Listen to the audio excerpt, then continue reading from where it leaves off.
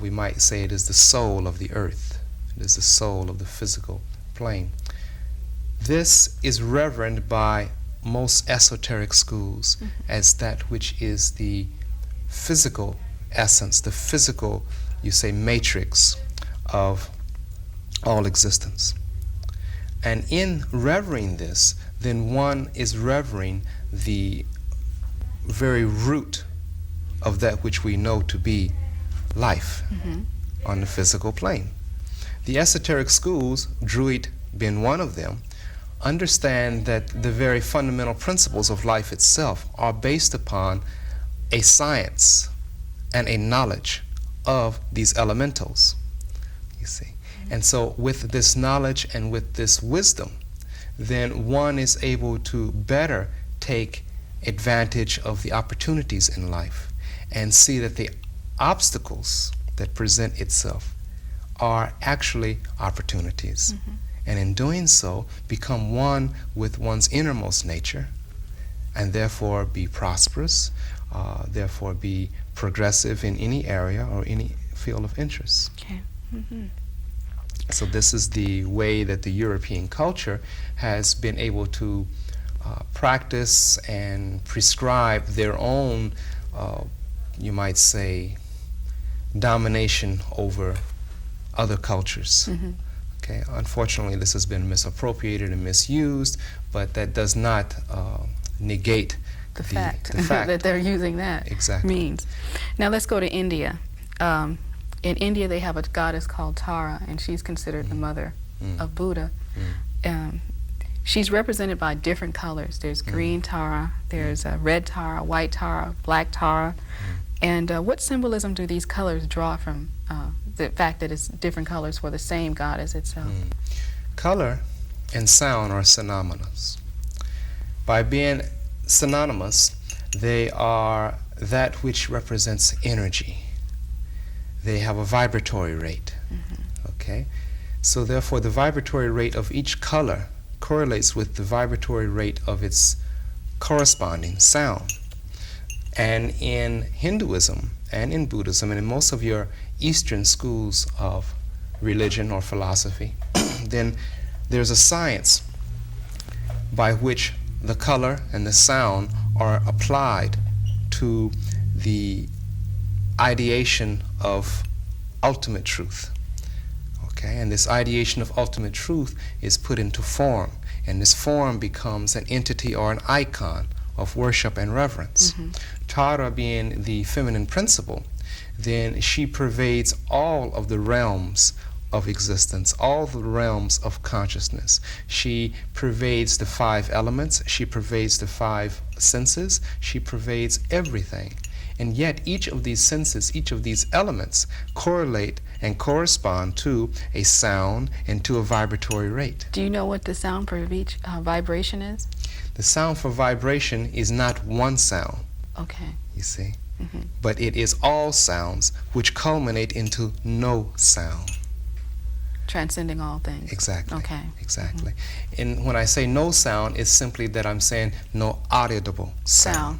It's an internalized or an involutionary sound. All right. We are expressing this through the syllable Om. You see, when you pronounce this syllable Om, then you are pronouncing that which is omniscient, omnipresent, and that which is the accumulation of all that there is, beyond what is into what is not, but is the essence and the primal cause of all that is. So these different colors correlate to that, in that they are different aspects of the manifestation of this abstract energy or this omnipresent consciousness. You see? And so therefore the red is the highest vibratory rate, which purifies like fire. It cleanses. You see? The white is that which is illumination, you see, which transcends emanation. It becomes illumination or abstract pure light. You see? And the green is that which is the manifestation of abundance, you see, which correlates to the physical plane and the material plane in nature. Nature, okay, like the green plants itself. Exactly. Okay. The chlorophyll is that which is the blood of the plant. Life, right. You see, and the blood of the human body or the blood of animal life is red. So the green and the red correlate in that way. Okay. And you the see, black? with great significance. And the black is that which is the embodiment of all of that. It's the culmination of all of that and goes beyond any of that into total abstract reality. Now they talk about black as symbolizing the total blackness as being either space or the internal part of the womb where there is no light, where Exactly. no light. So does that mean that which comes forth or before coming forth? That which needs not come forth, but that which is. Perfection in its own essence. Perfection in its own essence, but perfection beyond perfection. It simply is. It is a state of not being, but a state of beingness in which all being resides. I understand. You see, because in the Bible even, it is said that the evening and the morning became the first day. Right. So what that's telling us is that the light came out of the darkness. You see, and the darkness is that which is so much light until it is beyond perception. It is beyond conception. It is beyond intellectualization. It is only realizable. It is abstract space. It is abstract light. It is black light. Right.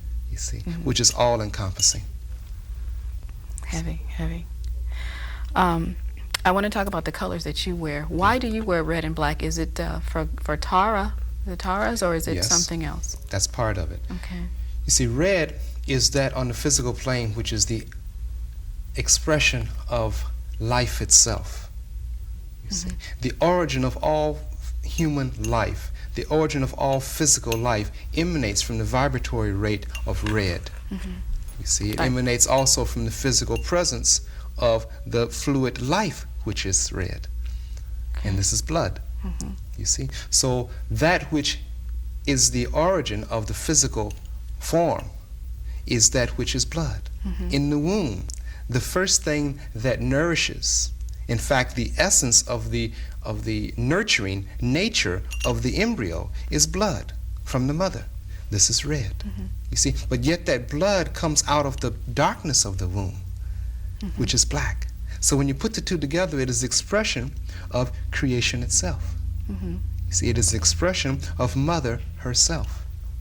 You see, the primordial essence is red.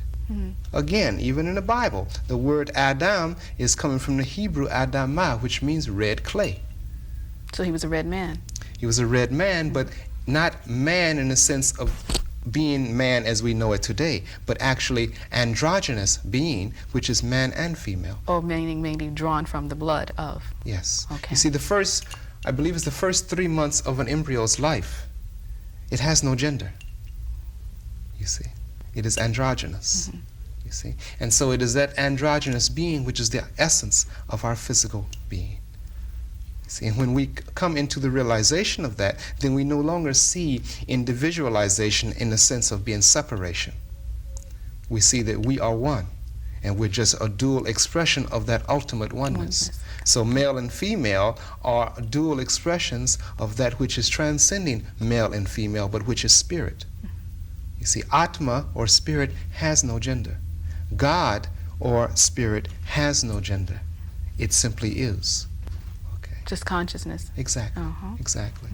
So the ignorance of this spiritual nescience of this, is what causes the friction, the confusion, and the tension between the sexes and between the races and between all relative existence. So that makes in the color red also symbolizes the woman's monthly cycle now. How is that important spiritually from your point of view? That's important spiritually because the purpose of that cycle is to nurture the potential life that would be conceived in her womb. The only reason the cycle comes forth monthly is because it is not used for that purpose. You see? And so when it's not used for that purpose, then the mother experiences the release of that to cause a new cycle, a new issue, to be able to afford a new life or a new potential life to be conceived.